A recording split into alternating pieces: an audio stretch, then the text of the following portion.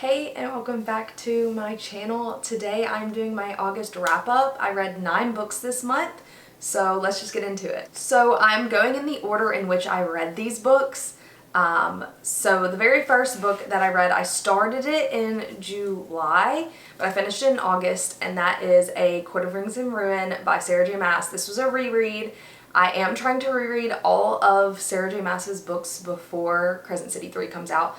I'm currently on A Court of Silver Flames, that's what I'm reading right now, but I'm annotating, so I reread A Court of Wings and Ruin. If you, for some reason, don't know what the ACOTAR series is about, our main character, Feyre, essentially kills a Fae and gets whisked away to Prithian and is forced to live there for the rest of her life, and there's a curse going on within the land. Lots of things go down. The first book is a complete. It goes 180 after the first book. But I finally got around to this reread. I kept it at 5 stars. I did cry again. I think I cried more reading these books the second time around than I did the first. I don't know what it was. Probably because I'm more connected to the characters now than I was when I first read them. So yeah, I kept it at 5 stars. Really enjoyed it. And I'm making progress in my reread. All the Throne of Glass is coming, and that's going to take me a while. Next up, we have A Court of Frost and Starlight. I immediately read this, did the reread of this right after I finished A Court of Wings and Ruin because I knew it was short and I just wanted to go ahead and knock it out, and then I was going to take a break before A Court of Silver Flames and read some other things. I gave it 4 stars. I probably could have given it 3, but I love them too much to do that. Again, it's the holiday special, alright? It's literally just a holiday special, and it's literally just bridging the gap between the original trilogy and what's now happening. But yeah, it's cute, it's fun, it's a good little like winter holiday special, but nothing crazy, nothing great about it. It's just a novella. So I gave it 4 stars. So I'm gonna go with this one first just because I did read back and forth in this. The next book I read was Unite Me, which is basically the novellas after the first book and after the second book in the Shatter Me series. So next I read the first novella in this, and then I went back and read the second novella after I finished book 2. I gave this 3 stars. I liked the first novella because it was in Warner's perspective. The second novella was in Adam's perspective, and I did not want to see that, so that's why I gave 3 stars, because I did not like the second novella. But I really like how there are novellas with like a little bit of insight from other characters about what's going on. Like, you'll learn the information in the books, you don't need them, but it's nice to know it before the character knows it, you know? So I gave it 3 stars, which is the lowest I have in this series. But novellas, I just don't do it for me, so typically they don't get as high of ratings from me. So yeah, Unite Me. Alright, so next up is Unravel Me, which is book 2 in the Shatter Me series. If you do not know, Shatter Me is a dystopian series that follows our main character Juliet, whose touch kills people. And she basically, the army wants to use her as a weapon. There's a love triangle. It's great. I love it.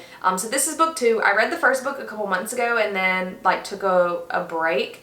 And then I bought the next couple books and I read them all in one weekend. If you're interested, I have a Shatter Me reading vlog. I will clip it up here somewhere. But this is the second book. Second book was better than the first. The first one was good, but it just kept me going. Like, once I read the second book, I was like, oh, I'm not going to be able to stop. I gave this book 4 stars. I'm trying to be picky with 5 stars this year. So I gave this book 4 stars. I did really enjoy it. I was hoping there would be more Warner and Juliet action in this book than there was. I wanted more Warner in this book than I got, but that's okay. That's okay. I just had to hold out, okay? Because Ignite Me did it for me. Ignite Me gave me the Warner that I needed. So I gave it 4 stars. Then I read Ignite Me, which is the 3rd book in the Shatter Me series, and I have stopped here. I still have to read the second half. I know this is like the first arc of the story, and then it stops, and then she went back and wrote more. This did it for me. I gave this book 5 stars. Warner was all I needed for this book. It was so good. I do think that the ending was rushed a bit, because it was like less than 100 pages left, and there was so much that needed to happen, and I felt like it was rushed a little bit, but it's okay because the love story part of this book made it 5 stars for me. I still really enjoyed it. And I cannot wait to read the second arc of this series. I don't know when I'm going to get to it, but I will be reading them soon, hopefully, and I will be doing a reading vlog. So I've been really obsessed with the Shatter Me series. I am a Warner stan, okay? I love him. So yeah, we're done with the first half of Shatter Me. I'm feeling good about it. I know when I read the second half, I'll binge it in like a day. Not a day, but like in a weekend, because that's what I did with these. I flew through them. I read this book in a day. I loved it. It was so good. Next up is the book club book for the month, and that was Mistborn by Brandon Sanderson. So this essentially follows a couple of main characters, but we essentially get this group of people who are trying to destroy the final empire. Or is it the final empire? I think that's what they call it. They're trying to destroy the government, essentially, and this has allomancy, so like different metals give you different powers if you are Mistborn or a Mister. It's something you're born with, and you have the ability to use these, so that's part of the like fantasy element. Lots of politics. There's a small romance subplot that I wasn't thinking would be in this, but it was cute. I liked it. The last 100 pages of this book really stressed me out. I cried. And I've never read a Brandon Sanderson before. I have owned The Way of Kings for a really long time, but it's huge. And I just felt like the Stormlight Archives was going to be a big undertaking. And so when we talked about it with book club, I was like, maybe we should read Mistborn. That might be a better introduction to Brandon Sanderson for me, so that once I like establish that I love him, it won't be as hard to get through the Stormlight Archives. And I did indeed love this book. I gave it 5 stars. Okay, and this is like not like a 5, like a lot of 5 stars I've given this year were 5 stars because I've already read them, not because it was like something new that I just truly loved. This was something new that I truly loved. I have the second book. I don't know when I'll get to it. If you want to see my reading vlog, I do have a reading vlog for this book. It's like my birthday vlog, but I was reading Mistborn, and I do indeed cry in that video. But I really enjoyed it, okay? I loved the characters. I liked the plot line. The last 100 pages scared me. I liked the world, and I was scared the world building would be too hard to understand. It's not. It's honestly, like, in the beginning you may be a little confused, but it gets explained pretty simply. Like, he just keeps explaining himself so that you know what he's talking about. And I'm very interested to see how the rest of this goes, because this book ends as if like you could have just read this book and never continued on if you didn't want to. But I'm interested to see what happens in Well of Ascension. So I'm really excited about it. 10 out of 10 time, guys. After that, I decided, okay, it's time for a break from fantasy. And I was like, let me just pack in some romance novels. And so I picked up Love Theoretically by Ali Hazelwood. If you know, I love Ali Hazelwood. Love Hypothesis, loved that. Love on the Brain. I didn't love Love on the Brain as much as the Love Hypothesis, and I think I will always love the Love Hypothesis the most because of the sentimental value. But I think this was the best book that I have read by her so far. So this follows characters Elsie and Jack. She is like, basically, she works in STEM, as do all of the Ali Hazelwood characters up until now. She is doing a vampire book. But she basically is an adjunct professor, and she's trying to get a new job because she wants to, you know, actually be able to do research and things she cares about. And so, to help, you know, pay her bills, she also fake dates people. So they like pay her to pretend to be their girlfriend for like family functions.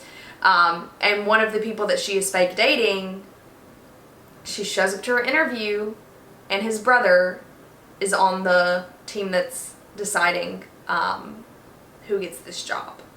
And she just never realized that they were the same person. And they get to know each other, and things go on from there. But I really liked this one a lot. Jack, chef's kiss, I loved Jack. I don't know. There was just something different about this one that I really liked. So I gave it 4 stars. I haven't been giving romance novels 5 stars. I don't know what's happening.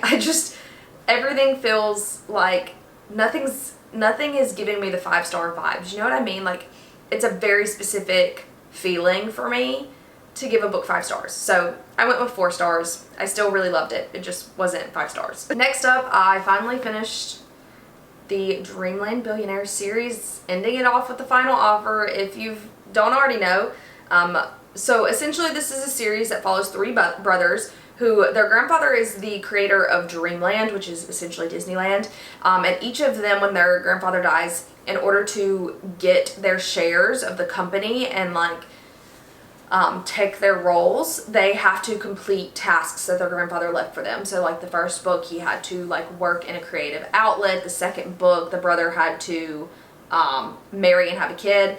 This one, he has to sell a house that he spent a lot of his childhood in. He has to live there the whole summer, and he has to sell it with his ex-girlfriend, who is currently living in the house. And they have to agree on it, and they do have to sell the house. So I really liked Cal, the brother in this book, in the second book a lot. Like I was like, oh, I really like him. I'll like the third book. I will say, I hated the final offer. The first book was really cringy. I loved the second book. The second book might be my favorite in this series. I still liked this book. It just, I don't know. I didn't love this series. So I gave it 3.5 stars. It was good. It wasn't my favorite. It also just felt like too long to me. Like it was just taking way too long to get through. Yeah. Also just, he's toxic a little bit. I get it. We have some character growth, but it was just a lot.